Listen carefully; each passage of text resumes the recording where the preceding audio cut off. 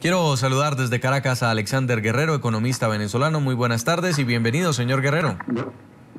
Buenas tardes, ¿cómo estás? Un saludo a ti y a tu audiencia y bueno, y ya acercándonos al fin de año. Terrible año para Venezuela, prepararse para un año que va a ser peor que el pasado. Así es. Desafortunadamente. Escuchábamos a Nicolás Maduro por primera vez admitir que Venezuela está en recesión, por primera vez decir que las cifras están en rojo en Venezuela. Antes había negado un colapso económico y había señalado que se trataba de una guerra imperial. ¿En qué nivel podría estar la crisis en Venezuela para que el mismo régimen chavista lo admita?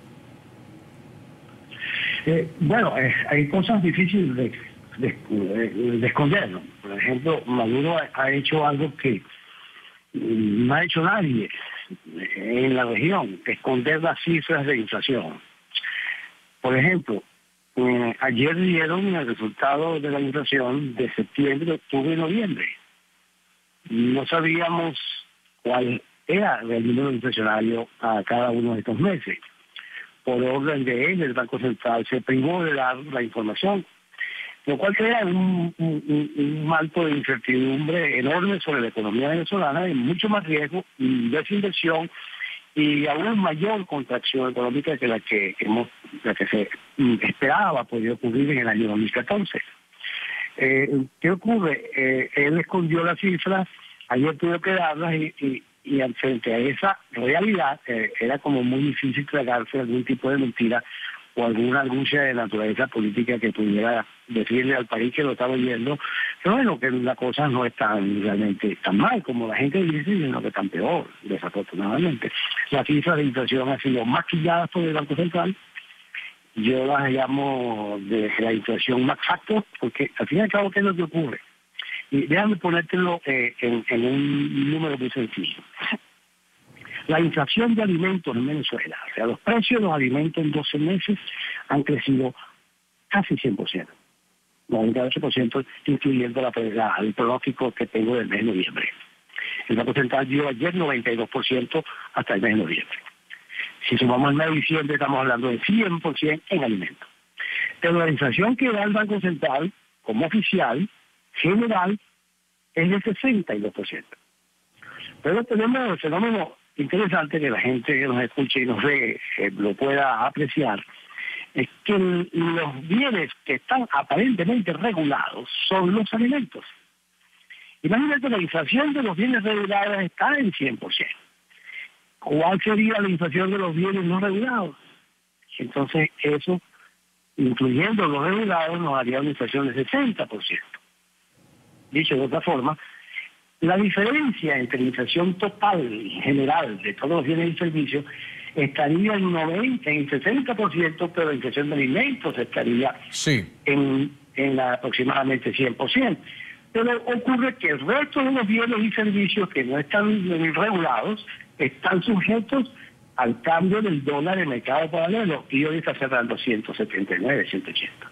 Y en lo que va de 3 meses ha subido de 120, 110 a 180%. Y en lo que va de año ha subido aproximadamente 100 puntos. 100 bolívares por dólar.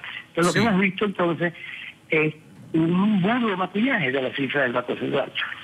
Aquella inflación que debería ser mayor, la de los bienes que no son alimentos porque son los que están regulados, pues resulta que es al revés. Los maquilladores del Banco Central no vieron ese detalle que deberíamos observar los especialistas. Señor Guerrero, a la hora de agarrar los números, uno inmediatamente va al detalle y se da cuenta pues del maquillaje de la cifra. De todas formas, 100% de inflación de alimentos es la mayor del mundo. Sí. Ningún país del mundo hoy está viviendo esta situación. Ahora, esto no solamente es grave en términos de precios de alimentos, sino que no consigues alimentos.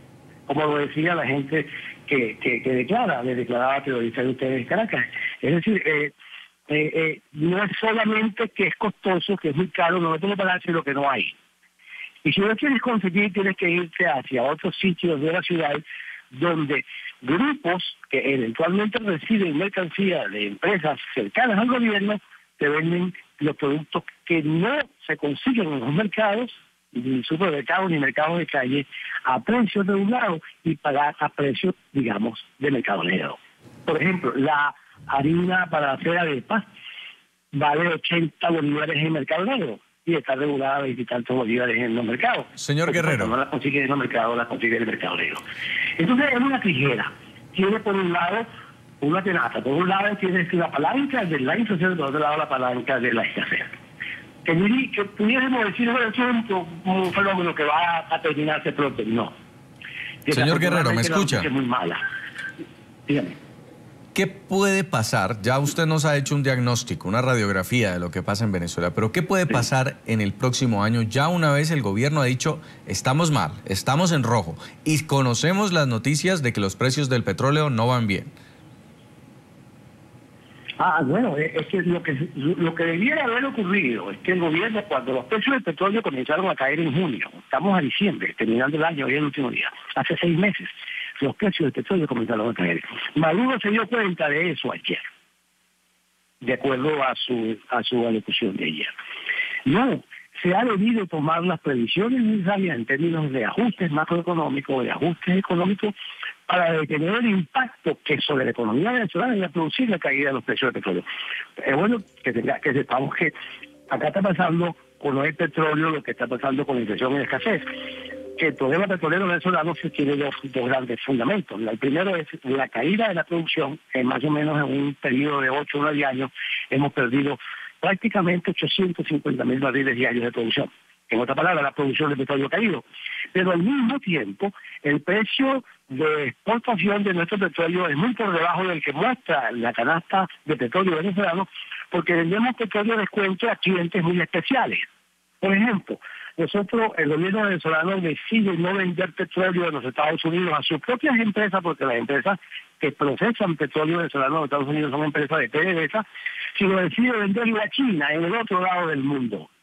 Es decir, pierdes un mercado muy rentable que tienes al frente a 3-4 días de mar y vas a un mercado que te queda a 45 días de trayecto. Y tiene que venir un barco de China para que se lleve 10 millones de barriles cada 3-4 días frente a Venezuela al mar de China. Es decir, Venezuela está pagando el flete y además por la relación de naturaleza geopolítica que ha hecho el gobierno en relación a China y a Rusia y en contra del mercado americano o en contra de los Estados Unidos, eso impone un costo. El segundo elemento está en Petrocaribe, por ejemplo, donde se coloca, incluyendo Cuba, 300.000 barriles diarios de petróleo. De acuerdo al acuerdo con Petrocaribe, que ha sido un acuerdo político para generar apoyo político fuera de Venezuela, por países que se ajustan a las necesidades venezolanas, Venezuela no cobra ese petróleo, sino la gente lo puede pagar, los países lo pueden pagar con bienes y servicios. Pues no lo pagan. La deuda ya monta casi los 11.000 millones de dólares. Y es una deuda que probablemente se pierda, que los países del Caribe no lo van a pagar. Entonces, cuando tú quitas todo eso y vas apartando polvo y paja de aquellas cuentas, te consigue que los dólares que no se consiguen en el mercado cambiario de Venezuela, ¿qué es lo que te produce la escasez? ¿Qué es lo que produce el paro de la economía nacional a niveles impresionantes y nunca vistos? Entonces, tiene una explicación que es esencialmente política. Los acuerdos que el gobierno alcanzó con sus clientes políticos, más la caída de la producción.